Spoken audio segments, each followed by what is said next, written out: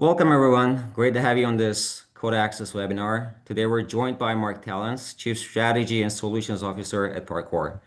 In this conversation, we'll aim to unpack how AI-driven visibility and agentic workflows improve day-to-day supply chain decisions. Mark, thanks for taking the time. Appreciate the invite. Let's set the stage first. Maybe can you share a quick snapshot of your journey? I know you started in the client side and now on the platform side, and also focus on what Parkour does today. No, thank you. And again, thanks for the invite. I'm Mark Talens. I've been 25 years in supply chain, my whole career in life sciences with top pharma companies. Basically ran every type of supply chain activity, from running operations on the shop floor to being regional leads in several areas, and also drive global system deployments and do strategy. Eventually, I helped spin off a company. So from Merck, we spun off Organon. I ran then the supply chain operations and got an assignment to do things differently. Because obviously you can't run a $60 billion company and you can't run a $6 billion company in the same way. So the assignment I took pretty seriously. Let's try to find something new. And here is actually when I ran into Parkour. As their platform offers something that I didn't see before, is a horizontal decision intelligence. And I got really enamored with it, deployed it at the company, and eventually like, hey, this is a really interesting pathway into what I think is the next generation of supply chain systems. And here I am now leading the strategic area and the solutions area. So really happy to be here. And then I think let me dig a little bit into Please. into Parkour itself. If you can see my screen here. So we are a leader in the AI driven dynamic decision intelligence. It's a mouthful, but basically in essence say we're a purpose-built platform that is doing and horizontalizing our decision making. I'll come back to that later because I think it's really important. But Parkour is utilizing a cloud native SaaS platform to drive decision intelligence. We're really focusing in the life sciences world and supply chain, but also in the adjacent industries like food and beverage, like fast-moving consumer goods, globalized, complex supply chains that require a lot of systems to connect and make decisions immediate, real time. And here is also where we're recognized by Gartner in their market guides and the hype cycle for life sciences. We're really trying to work through this. And as you can see as well on the growth and the customer logos is really starting to grow nicely. So digging a little bit into this, I can't make it more visual than this. If you look globally at any organization, it's a globalized footprints, large diversified portfolios, ecosystems that are internalized and externalized. You don't see an end-to-end supply chain, or barely anymore, Murat, that is fully internally managed. So it's a concoction of internal and external partners, speed and decisions, tariffs, barriers, COVID, disruptions. How do you manage that? Maybe for one or two products, but imagine thousands of products around the globe.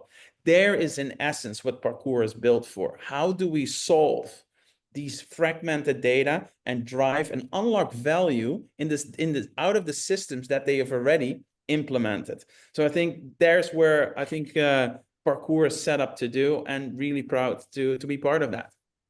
No, fantastic. I think that's the perfect context. So you've seen supply chains from the inside and now from the platform vantage point of Parkour.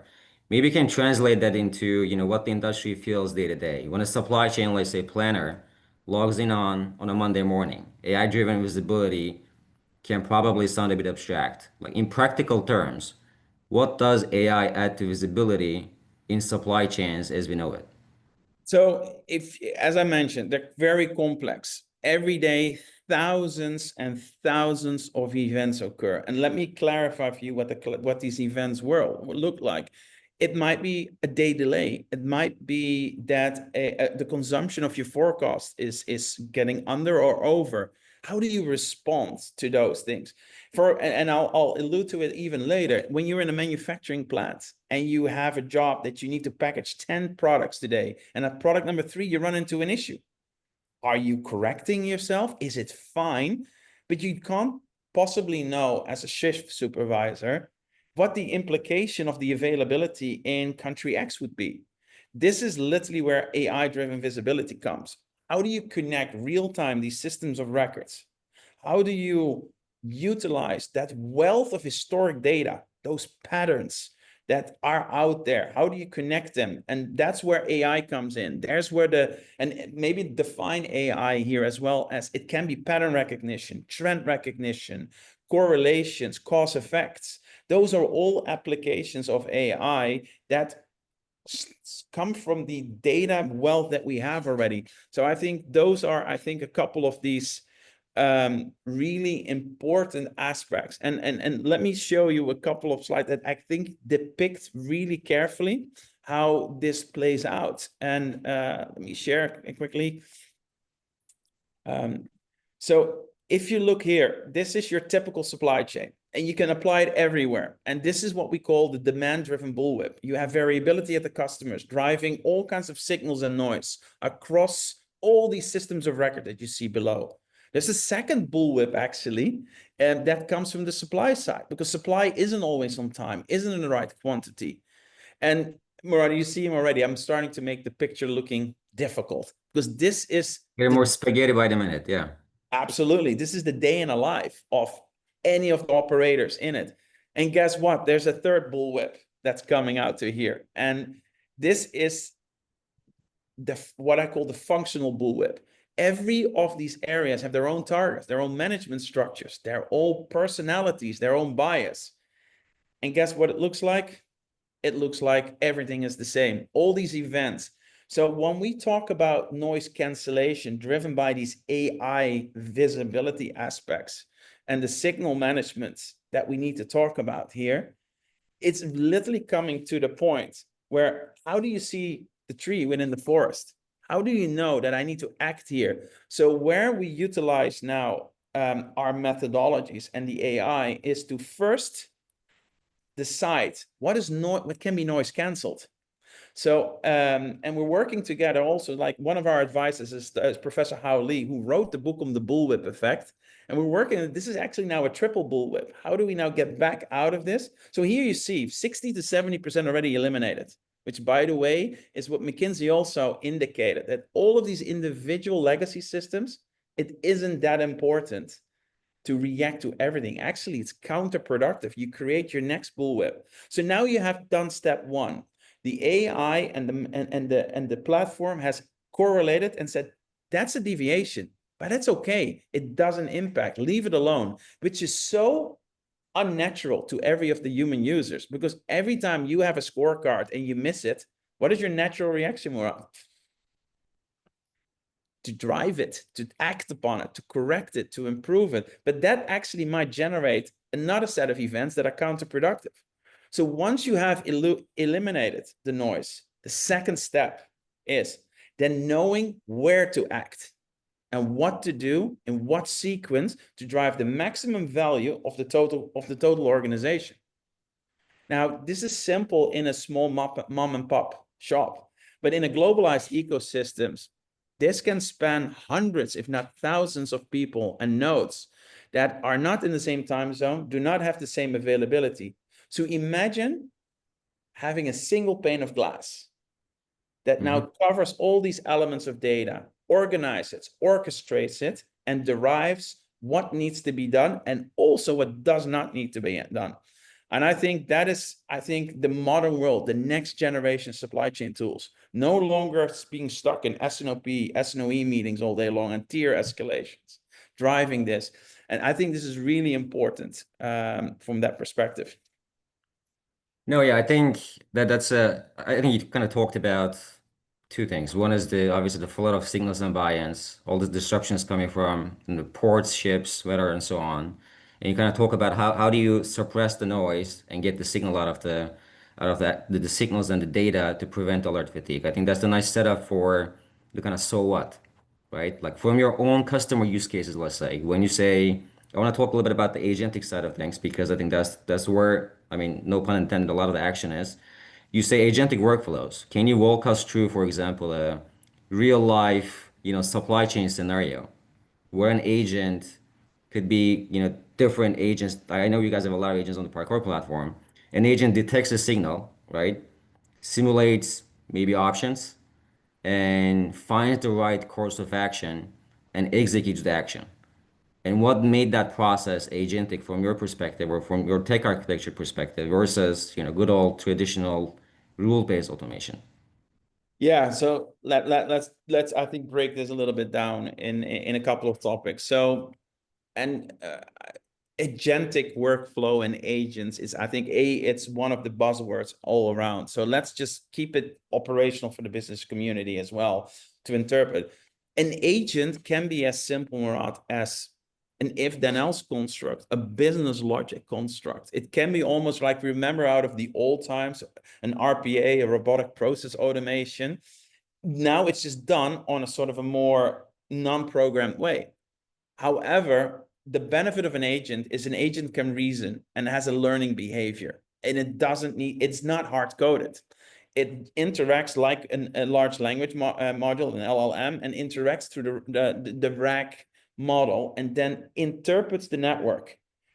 And then it uses the data to actually give a better recommendation. Correlate, and for me, the other word is unbiased. If you and I look at a set of metrics or a set of data points, you will have an inherent conscious or unconscious bias in your decision making. An agent doesn't have that. An agent also never sleeps. It's kind of an obvious statement, but with global companies across time zones, and sometimes critical. I'll give an example. If we're doing business with clinical supply chains, and you know how important and how delicate clinical supply chains are, patient trials, the accuracy of the data and getting advance notice that something is off on the time of production, you would miss your shipping window, and the patient that needs the infusion might go to the hospital without having it, and it disrupts the treatment pattern. That is like, you have to be all right first time all the time. An agent can sit and maneuver real time and signal continuously back to the whole operational community. So the other example I would love to give is around that planning world. I was a global planner once, and I was waking up every morning, got my cup of coffee, and then opened the system, and I saw 20 exceptions, 30, 40, 50. Where do you start? And to the point I made early in the graph, what is the impact I will have? I need to call with the site, I need to call with the market. I get management by decibel, or a term I also like to use. People call me, say like, this is important, I will miss this, I will miss that. Or I know the site manager, let me interact with that. Tons of this stuff where an agent sits there unbiased with the best model to optimize the outcome for a company. And that is, I think, really the power of where you see agentic flow coming to fruition, and where I'm a strong believer that that is going to really, really, really change the way we operate. Yeah. I mean, maybe one more example from Parkour, because I know you guys focus on the cold chains and the pharma world specifically, and you build a fantastic modern platform there. Like tie for us and the audience the visibility part, the signals to a tangible, the agentic workflow the Parkour solves today. For, let's say, pick a customer that you have, you don't have to name it, but they walk us through the whole process, because I think that's how you kind of establish, what is a real life scenario is going to look like in the supply chain world with the agents, right? So let me pick an example out of again, a pharmaceutical regular supply chain world. Now let me pick the clinical world. I think actually it's very meaningful here. You know that the shelf lives and the remaining shelf lives of these products is very limited. They're very expensive because they're not built in a full scope environment. So they're very limited capacity to build them. Imagine now that you're seeing a product being made and the enrollment in a clinical trial is lower. At that moment, you need to react and assign that product immediately, potentially, to another clinical trial, as it is yet not labeled and specified for that trial. Here is where an agent can hover continuously over the balance of supply and demand and immediately give signal to the shop floor to change the labeling, change the allocation to a different one, a different clinical trial as a site in the world.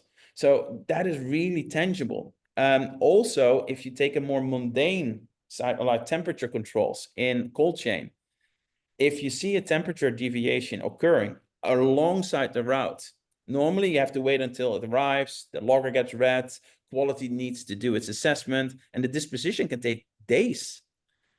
With agentic flow, the disposition statement, the certificate of analysis, the stability study can be immediately cross-related. Signals get sent through the workflow to immediately alert this is deviating, it's within spec, so that upon arrival, all the documents are already waiting. So now, no delay in patient availability, no risk at a port of arrival that the cold chain has to wait until it's released from port.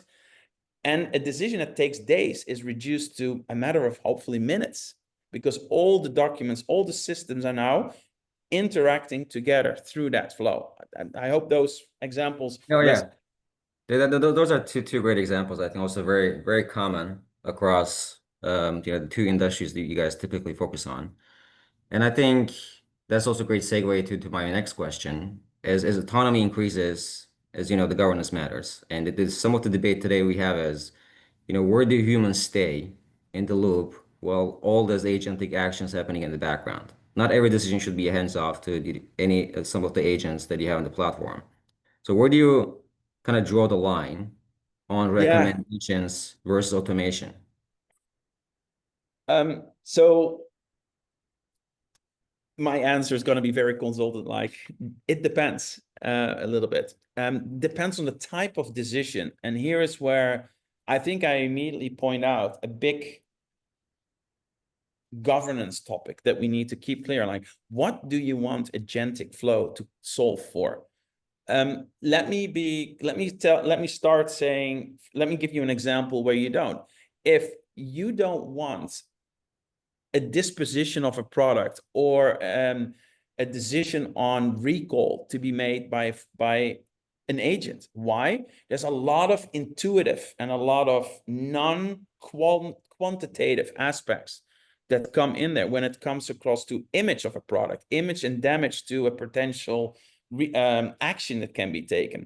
So in that case, the absolutely is not. But let me start and let me go to the other side. Whenever it's a repetitive or clearly defined input and output with no complex iterations, I think those are the first tasks. And actually, you are already seeing that happen simply in your day-to-day. When you work with your LLMs in your day-to-day, it's happening. Document writing, memo building, CV building, it's all being automated. Why? It's relatively straightforward. Based on a set of inputs, you want an output. Now, the decision intelligence tools correlate a lot more.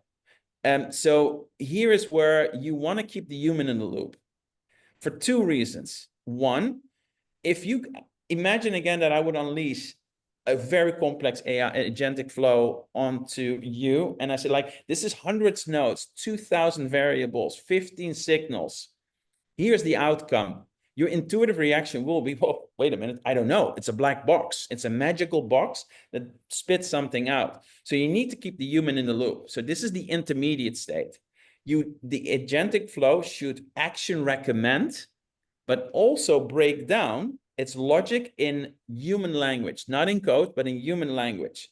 As then trust evolves, you can then maneuver more and more. So for example, you've seen now 3 times in a row that this is the right answer intuitively for you as well. You can now instruct the agent, which is a learning, from now on, start making the decision and write back to your system of record.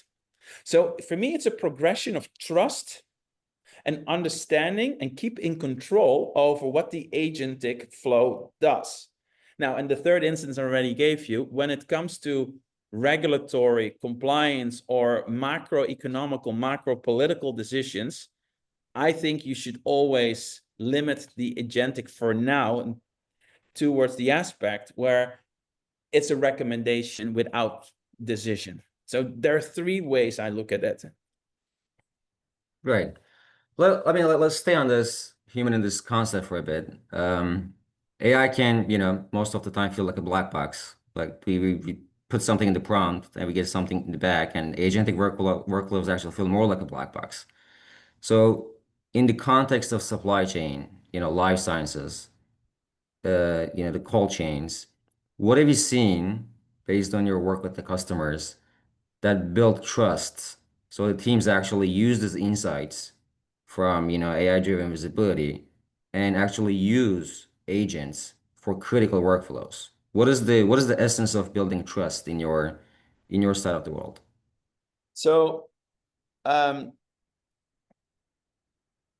trust comes with the users understanding to a certain extent, because it becomes at a certain moment not possible to compute all it, but you need to understand what's being done. So I try to discuss it in customer engagements as the following. You need to find first what I call a crawling phase. Define a limited scope, limited complexity, but still with a real ROI, to showcase to a user community, this is how an agentic flow and machine learning and artificial intelligence works. Give them an input, give them an output that in essence, Murat, can still be explained logically. Once that confidence is built, when you then explain, let's now introduce more variables, there will be a base trust and change management.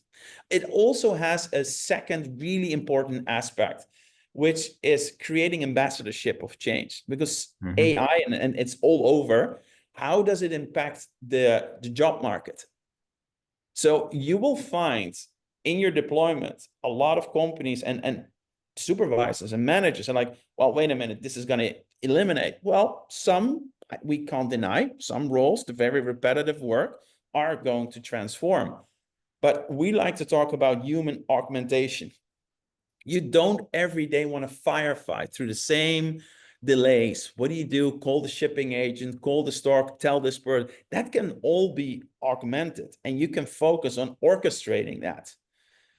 But by having these scroll phases, you create ambassadors of change in the organization that can, because we as a vendor can talk about this, but if you get your ambassadors and your change agents inside of an organization, the chances of making this transformation stick infinitely grow. Because that's another topic that you hear a lot, like, oh, AI projects are failing. Well, it's a combination of technology and change management that you have to maneuver carefully.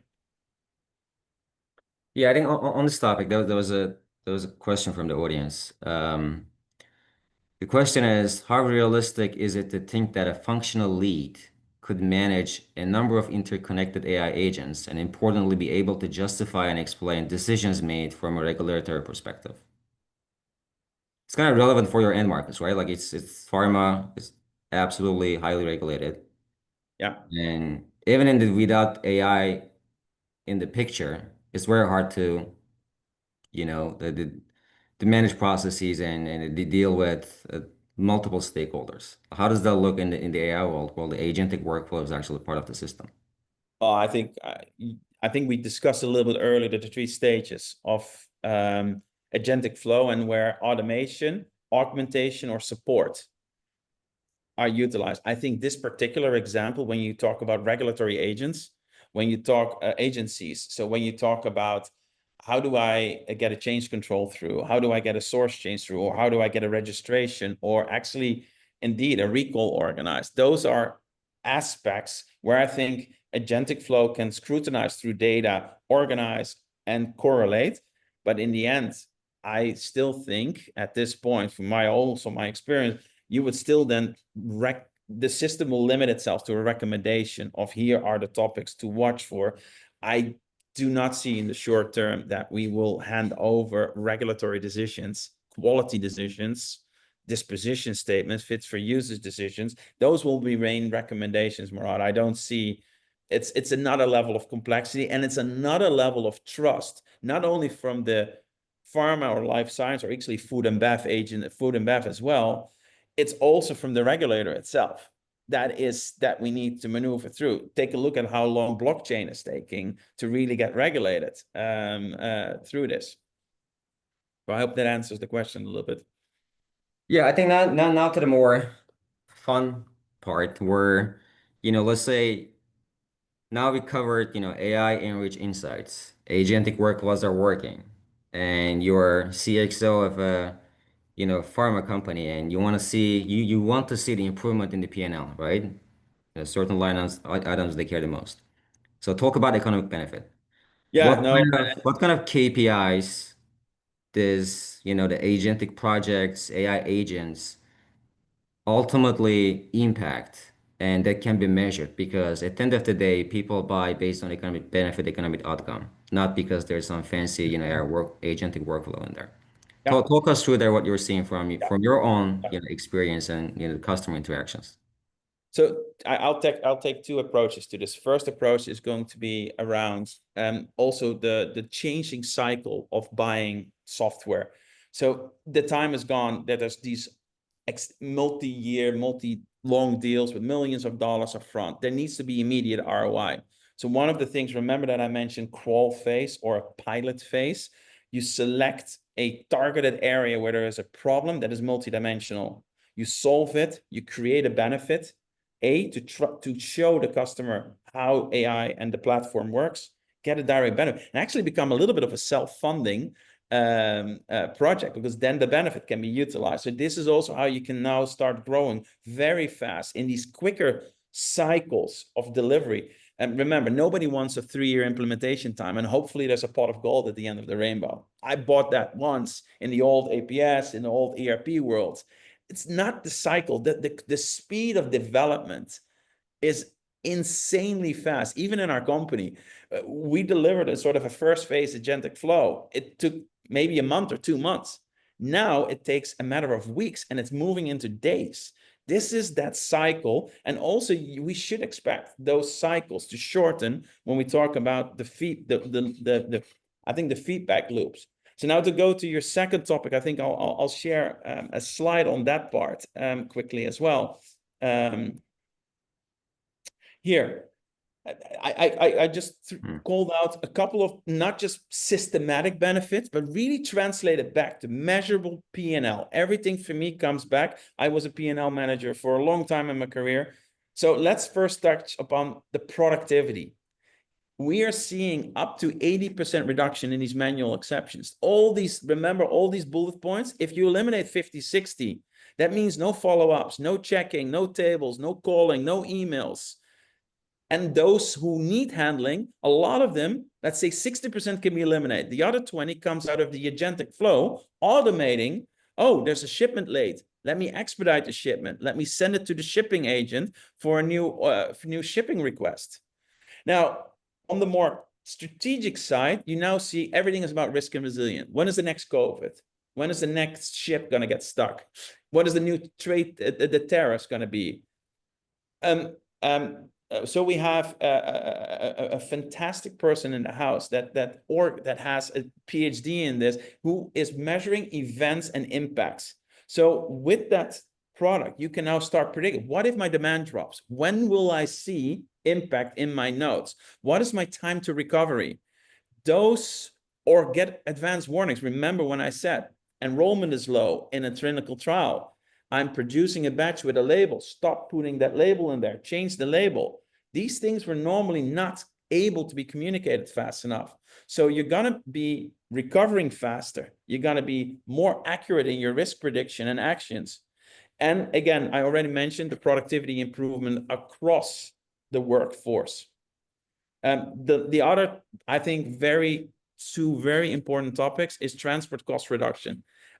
Everywhere in the globalized networks, some pharma, obviously the percentage of the P&L spent on logistics is still insignificant, but it's getting more and more important. But when you talk generics, when you talk food and bev or fast moving consumer goods, now this becomes a competitive advantage.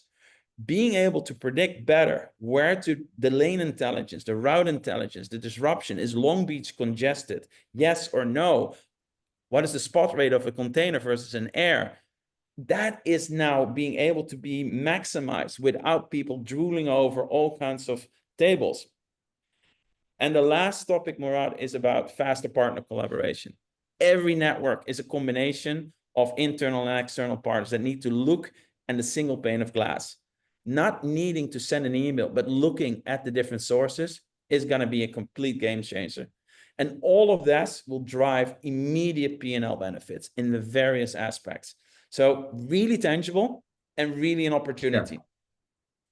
No, I know we're right on time, but I want to ask you this question because I like talking to you about the future of supply chain very often. So let's look around the corner. My last question for you. We reconvene in 2 years. What sort of new AI capabilities you kind of think will move the needle for the supply chains? Yes. And go ahead. Yeah, so I think agentic. So first, I think you see step changes. First, we saw orchestration. Then we saw decision intelligence. Now it's agentic around it. That I see agentic is in its hype cycle. So there will still be a lot of work that needs to be done. I also see some consortiums splitting up with Google and all of that. I think really powerful. It will become a part of your life, in your personal life, but also in your work life. So I see agentic not as a threat, but as a strong augmenter that eventually will change the way supply chains are built, but also how they are organized. I see boundary-less supply chains appearing across, where the agents maneuver in close collaboration with each other and orchestrate to the benefit of everybody. So I think that's really key. Another thing I see is non-technical at all. It's personal again. Jobs and organization foundations will eventually need to be addressed. Gartner has already started talking about the orchestrator, the alchemist. Right. No longer a data scientist, no longer a specialist. It's going to be generalist, overarching information that requires new schooling, new skills, and a new style set for the new supply chain leader of the world. So yes, technologically, but do not misunderstand as well. There's going to be a huge organizational shift. Well, Mark, I really enjoyed the insights here. Thank you very much for, joining us and spending time with us. And thanks everybody for tuning in today. And we'll hope to see you in the next, Code Access webinar. Take care, Thank you everyone. so much, Murat, for the opportunity. Appreciate it. See ya.